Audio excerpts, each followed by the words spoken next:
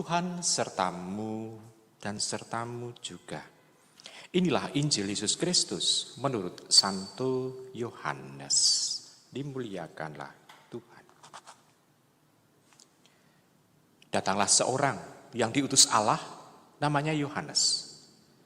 Ia datang sebagai saksi untuk memberi kesaksian tentang terang itu, supaya oleh dia semua orang menjadi percaya. Ia bukan terang itu, tetapi ia harus memberikan kesaksian tentang terang itu. Dan inilah kesaksian Yohanes ketika orang Yahudi dari Yerusalem mengutus beberapa imam dan orang-orang Lewi kepadanya untuk menanyakan dia, "Siapakah engkau?" Ia mengaku dan tidak berdusta, katanya, "Aku bukan Mesias." Lalu mereka bertanya kepadanya, "Kalau begitu, siapakah engkau? Elia?" Dan ia menjawab, "Bukan." "Engkaukah nabi yang akan datang?" Dan ia menjawab, "Bukan." Maka kata mereka kepadanya, "Siapakah engkau? Sebab kami harus memberikan jawab kepada mereka yang mengutus kami. Apakah katamu tentang dirimu sendiri?" Jawabnya, "Akulah suara dari orang yang berseru-seru di padang gurun, luruskanlah jalan Tuhan, seperti yang telah dikatakan Nabi Yesaya." Dan di antara orang-orang yang diutus itu ada beberapa orang Farisi. Mereka bertanya kepadanya, katanya, "Mengapakah engkau membaptis, jikalau engkau bukan Mesias, bukan Elia, dan bukan Nabi yang akan datang?" Yohanes menjawab mereka, katanya, "Aku membaptis dengan air. Tetapi di tengah-tengah dirimu dia yang tidak kamu kenal, yaitu dia yang datang kemudian daripadaku. Membuka tali kasutnya pun aku tidak layak." Hal itu terjadi di Betania di seberang sungai Yordan, tempat Yohanes membaptis. Demikianlah Injil Tuhan. Terpujilah Kristus.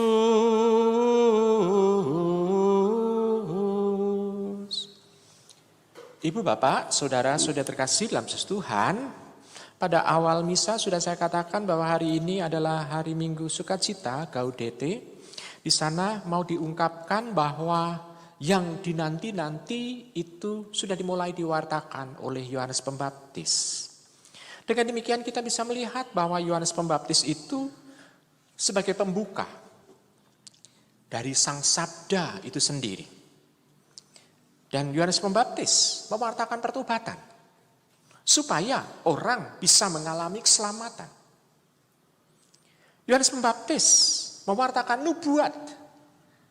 Dan kepenuhan itu juga akan muncul nantinya. Maka kita bisa melihat ibu, bapak, saudara terkasih dalam Tuhan. Di sini dalam Yohanes Pembaptis ini ada titik temu antara perjanjian lama dan perjanjian baru. Perjanjian lama penuh dengan nubuat. Membuka bagi kehadiran Sang Sabda itu sendiri. Sedangkan perjanjian baru lebih mewartakan Sang Sabda yang bersabda kepada kita mengenai keselamatan.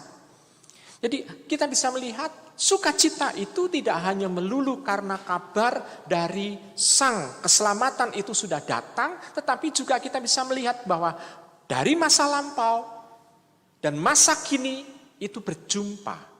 Ada perjumpaan perjanjian lama dan perjanjian baru. Di situ juga menjadi sukacita tersendiri bagi kita. Kita mewarisi tradisi dari saudara-saudara kita umat Yahudi. Dan kita juga membawa seluruh kitab suci dari tradisi Yahudi itu sebagai kitab suci kita. Jadi kita tidak memilah-milah mana yang menjadi kitab suci, mana yang tidak. Seluruh kitab suci menjadi milik kita juga. Dan kita akui sebagai kitab suci yang terkumpul dalam buku yang namanya Alkitab. Karena judul bukunya kita tidak tahu. Karena judulnya Alkitab atau kitab suci. Jadi ada banyak judul di sana, ada seolah-olah menjadi perpustakaan kecil yang terangkai dalam kitab suci kita. Nah, di situ kita bisa melihat ada sesuatu hal yang mau diungkapkan bahwa Sang Keselamatan itu nantinya datang sebagai yang besar. Dan juga dikatakan bahwa Yohanes Pembaptis mengatakan bahwa dia bukan sang terang itu. Dan kita bisa melihat bahwa dalam masa Advent selalu ditandai dengan lilin Advent, Corona. Dan dalam minggu Gaudete ini yang dinyalakan adalah lilin warna pink di sana. Untuk ungkapan bahwa makin lama hati kita pun juga makin terang. Kenapa? Karena simbol bahwa sang terang itu sendiri itu akan membersihkan hati kita sendiri supaya dia layak nantinya memasuki hati kita.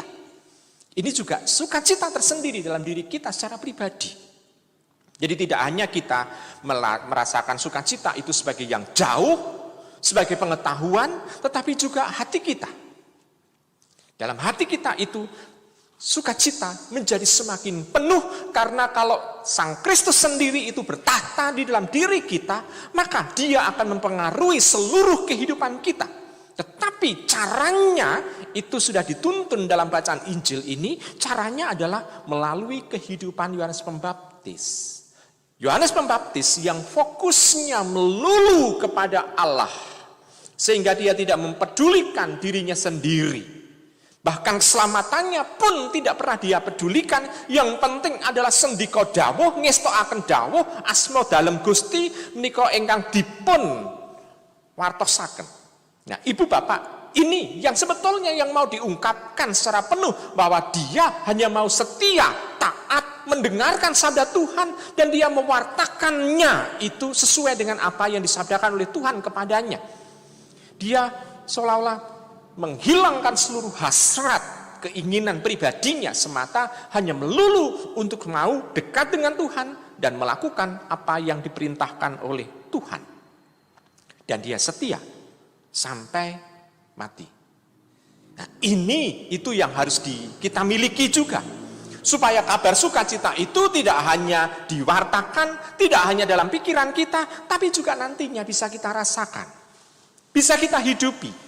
Karena Tuhan yang ada dalam diri kita ini, itu yang nantinya akan menuntun kita untuk juga nantinya bisa membawa sukacita kepada orang lain. Ibu, Bapak, Saudara-saudari yang terkasih dalam Yesus Tuhan. Jadi kita bisa melihat fokus ada di situ. Maka kalau kita mengatakan seperti itu bahwa kita harus merasakan sukacita, maka kita sendiri itu harus senantiasa berfokus hanya kepada Tuhan. Nah, Ibu, Bapak, Saudara terkasih dalam Yesus Tuhan. Sukacita menjadi hal yang penting. Kenapa? Karena sukacita, kalau kita ingat bahwa pada saat pandemi itu datang, selalu ada kabar jangan lupa bahagia. Untuk mengatakan bahwa itu sukacita. Kenapa? Karena itu memberikan imun kepada kita supaya kita bisa melawan penyakit atau pandemi itu. Karena sukacita seperti itu. Nah, kalau sukacita secara rohani, kalau sukacita secara rohani, maka kita juga imun akan kekuatan maut, kekuatan setan itu sendiri. Sehingga kita bisa melawan keinginan-keinginan untuk hanya memenuhi ego semata. Jadi sukacita itu pendek kata menjadi bumbu utama, bahkan juga sesuatu yang utama dalam kehidupan kita ini supaya kita bisa melawan kekuatan-kekuatan yang berlawanan dengan rencana Tuhan. Jadi yang penting sebetulnya adalah sukacita di dalam hati kita. Nah, kalau sukacita dalam hati kita ini berkobar-kobar, maka kita hendaknya juga mampu untuk membagikan kepada orang lain. Ibu, Bapak, Saudara-saudari terkasih, orang lain itu juga menginginkan sukacita. Bahkan sukacita yang dilakukan oleh orang lain seringkali diwujudkan dengan cara keliru. Cara kelirunya antara lain adalah begini, Ibu, Bapak. Orang ingin menginginkan sukacita. Kita melihat konteks pandemi saat ini. Orang ingin sukacita. Lalu dia seolah-olah bebas melakukan sesuatu kegiatan di luar rumah. Bahkan dia merasakan saking sukacitanya sehingga pergi kemana-mana dia lupa untuk istilahnya memprotek atau memagari dirinya sendiri supaya dia tidak tertular dengan pandemi itu.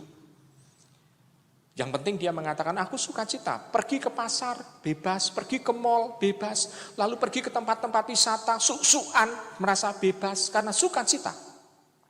Tetapi itu sukacita yang bunuh diri. Kenapa? Karena dia bukan sukacita sebetulnya, tapi memenuhi ego, keinginan untuk keluar rumah. Tapi kalau sukacita, dia penuh dengan perhitungan. Perhitungan apa? Yaitu perhitungan kalau dia itu mau membahagiakan orang lain, dirinya juga akan bahagia dan bukan sengsara semata. Yohanes Pembaptis memang dia mati, tetapi kematiannya adalah kematian fisik, tetapi hatinya penuh dengan sukacita. Sedangkan kalau orang, kita bisa melihat saja jujur, tertular dengan pandemi, yang ada adalah ketakutan. Ketakutan apa? Ketakutan cepat mati. Nah, dengan demikian kita bisa melihat itu bukan sukacita, tetapi juga kekhawatiran yang ada. Khawatir dan takut. Ya, ibu, bapak, saudara-saudari yang terkasih dalam Yesus Tuhan. Maka di sini mau diungkapkan bahwa kalau kita membagikan sukacita, harus melihat sukacita ini harus dibagikan kepada orang lain, dan orang lain juga harus mengalami yang namanya aman. Bukan malah tertular, mungkin kita menjadi pembawa dari pandemi itu sehingga orang malah tertular. Itu bukan menjadi warta sukacita, tetapi warta duka cita. Maka kalau kita mewartakan sukacita, kita harus juga membatasi supaya orang tidak tertular dengan penyakit yang kita bawa mungkin. Karena kadang-kala orang mengatakan, oh aku sehat. Tetapi kalau kita berpikiran bahwa saya nanti kalau senantiasa bebas, lepas bebas, lost doll dengan orang lain, seolah-olah kita malah menjadi pewarta duka cita. Nah, ini konteks zaman sekarang. Belum lagi kita bisa melihat konteks zaman sekarang. Sukacita seolah-olah penuh dengan kemewahan, penuh dengan kemegahan. Justru di situ malah menjadi duka cita. Karena apa? Karena tubuh kita ini, tubuh yang punya keterbatasan. Kemewahan, kemegahan justru nantinya akan membuat tubuh kita itu menjadi edik, menjadi ketergantungan di sana. Nah, kalau ketergantungan itu orang menjadi lupa akan Tuhan itu sendiri. Maka kita sebetulnya mau diajak oleh bacaan Injil ini dan warta sukacita zaman sekarang adalah kita mencoba kembali fokus kepada Tuhan. Kalau fokus kepada Tuhan, maka apa yang mau kita lakukan adalah melakukan kehendak Tuhan. Nah, pendek kata, kalau kita sukacita, bagaimana kita membuat Tuhan tersenyum? Gitu. Tersenyum, kalau Tuhan tersenyum kepada kita, maka hati kita pun juga akan mengalami sukacita. Dengan seperti itu, kita pun akan mampu membagikan sukacita kepada orang lain. Membagikan sukacita kepada orang lain, kita sebetulnya membuat Yesus tersenyum dalam hati orang lain itu. Dan itu membuat senyuman kita makin lama makin melebar juga. Maka ibu, bapak, saudara-saudara terkasih dalam Yesus Tuhan, maka mari kita membawa kabar sukacita kepada orang lain, terutama kepada orang-orang yang kita cintai di rumah kita masing-masing. Bagaimana kita bisa membuat keluarga kita menjadi keluarga yang bersukacita, karena di situ ada imunitas baik terhadap pandemi yang ada maupun terhadap kekuatan setan yang ada. Selamat merenungkan.